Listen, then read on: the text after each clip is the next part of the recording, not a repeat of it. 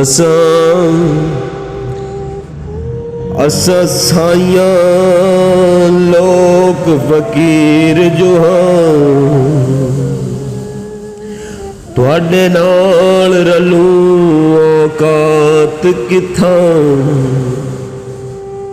तुहाडे हथ शाही साडे हथ कासा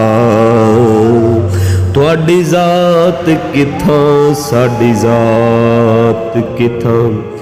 ते सोना जल्दी कर असा घर वंजना है साडे हिस्से दी खैरात किथां असा सबकत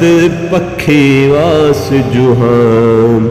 एक रात किथां बई रात किथां